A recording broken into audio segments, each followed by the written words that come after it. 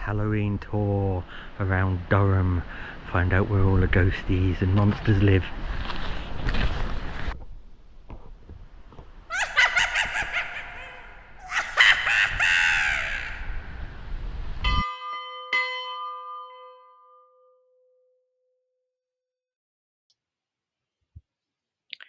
The Young Lady of Crossgate.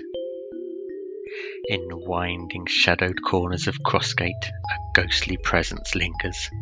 A young woman, pale and sorrowful, glimpsed only in the coldest hours before dawn. Locals whisper that she is the restless spirit of a Victorian girl, once forced to toil in the grim workhouse near Old Allagate. Her life ended in terror, murdered by a soldier whose confession came too late for justice. But death did not bring peace. On stormy nights, the steps where she met her end echo with phantom footsteps, and a chilling wind sweeps through the air, carrying the faint sound of sobbing. Some who passed by have felt icy fingers brush their skin, or seen a fleeting figure in a tattered dress, her eyes wide with fear and accusation. Perhaps the young lady of Crossgate seeks vengeance, forever retracing her final moments. Lanterns flicker and extinguish as she draws near, and the air grows heavy with dread. Those who linger too long hear desperate whispers, pleas for help, warnings to flee. Beware, for if you meet the gaze of the young lady, you may feel the weight of her sorrow, and find yourself drawn into her tragic fate, doomed also to wander the haunted steps of Crossgate for eternity.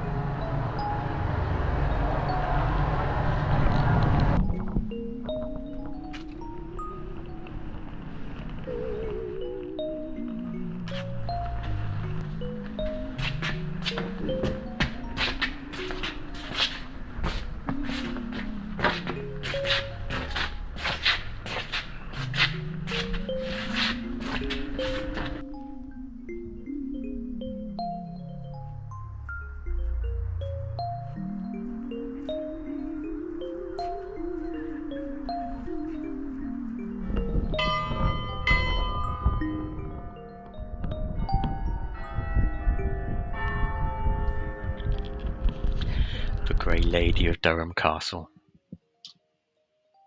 They say that when midnight falls and the ancient stones of Durham Castle grow cold, the black staircase becomes a passageway between worlds.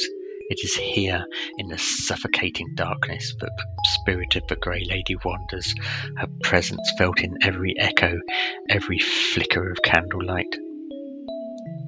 Long ago, the wife of a 19th century bishop met a tragic end, tumbling from the highest step to the unforgiving floor below. Some claim it was an accident, others whisper of a shadow that pushed her, unseen by mortal eyes. Since that night, the castle has never truly slept. Visitors who dare to ascend the black staircase after dusk report a sudden chill, as if icy fingers brush their skin. The air thickens, and the silence is broken by the soft, sorrowful sobbing of a woman who's lost to time. Some have glimpsed her, a pale figure in flowing grey, drifting just beyond the reach of lantern light, her eyes hollow with grief and longing. It is said that the Grey Lady seeks something she lost in life, forever retracing her final steps. On stormy nights her anguished wails echo through the halls, and portraits seem to weep. Those who linger too long on the staircase have felt invisible hands clutch at their ankles, pulling them towards the abyss. Beware, for if you meet the gaze of the Grey Lady, you might find yourself drawn into her sorrow, doomed to wander the castle's haunted corridors for eternity.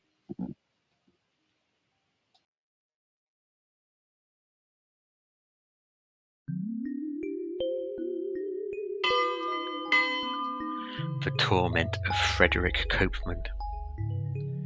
High above the ancient halls in the coldest, most forgotten chamber of the castle, Frederick Copeman's spirit remains trapped in eternal anguish. Once a brilliant scholar, Frederick's future was stolen by a cruel twist of fate. A single misplaced sheet of paper concealed his top honours, and in a moment of despair he took his own life. But death brings no peace. On storm-lashed nights the highest room trembles with Frederick's torment. Shadows flicker and stretch across the stone walls, and the air grows thick with sorrow.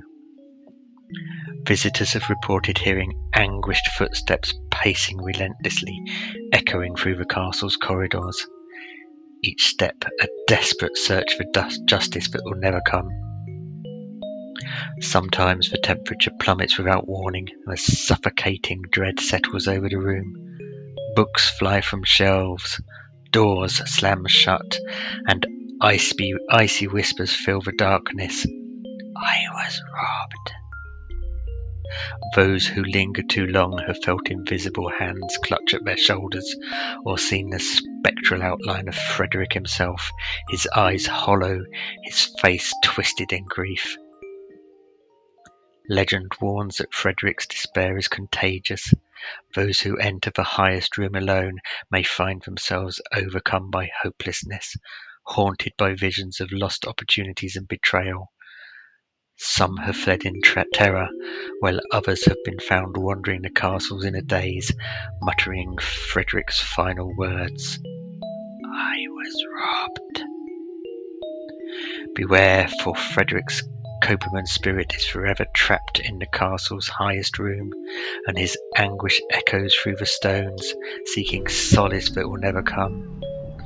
And if you hear his footsteps behind you, do not turn around, for you may become the next soul lost to the castle's curse.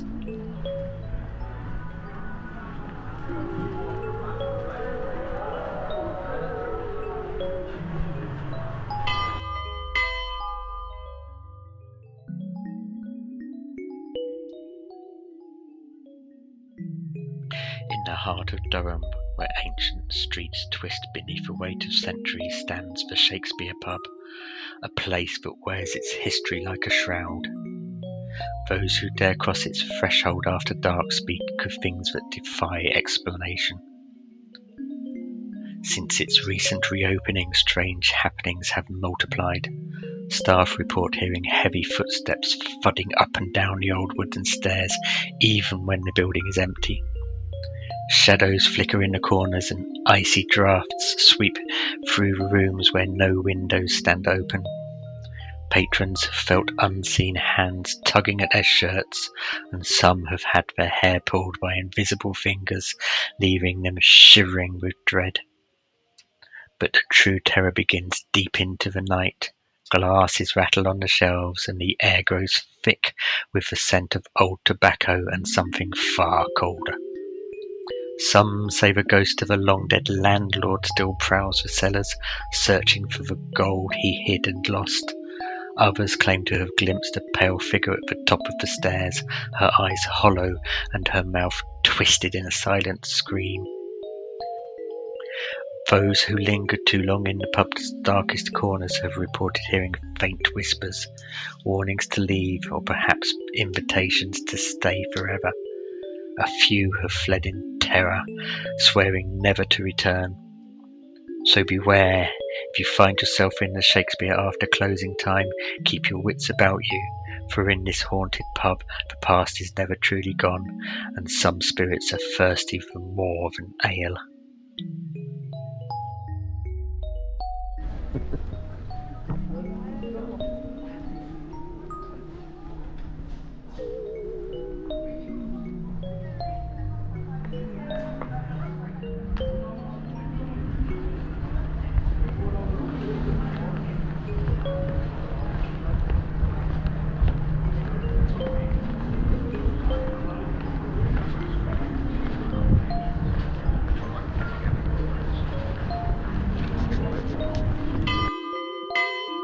The Curse of Jimmy Allen, the Gypsy Piper.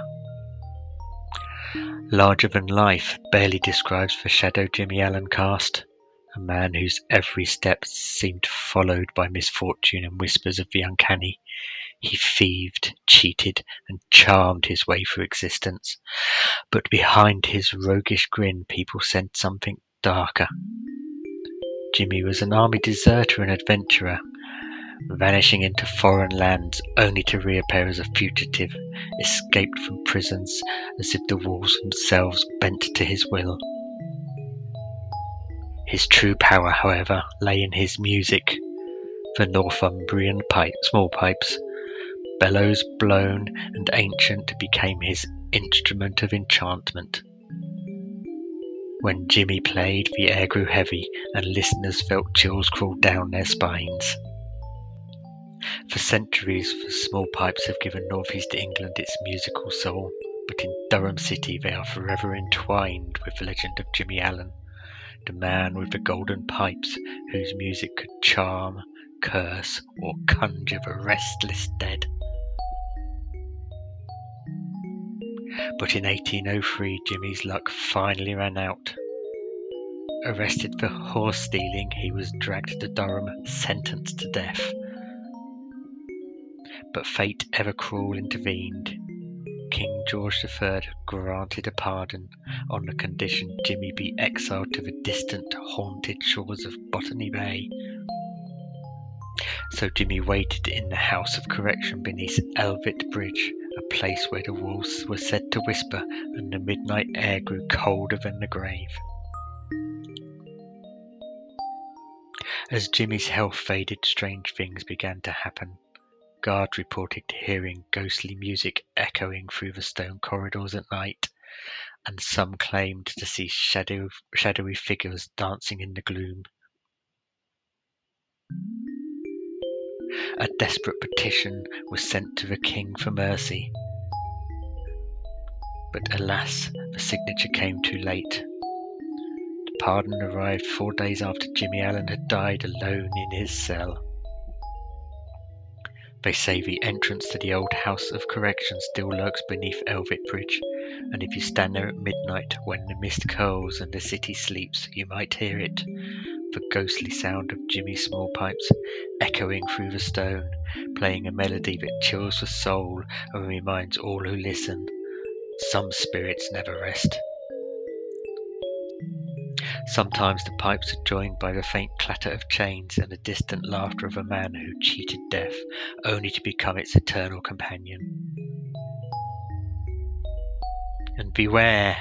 Those who linger too long beneath the bridge have reported feeling icy hands on their shoulders, and some have vanished into the fog, never to return. For Jimmy Allen's curse endures, and his music still calls to the lost and the damned.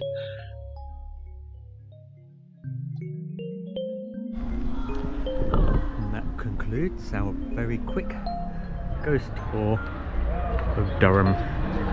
Thank you for watching. I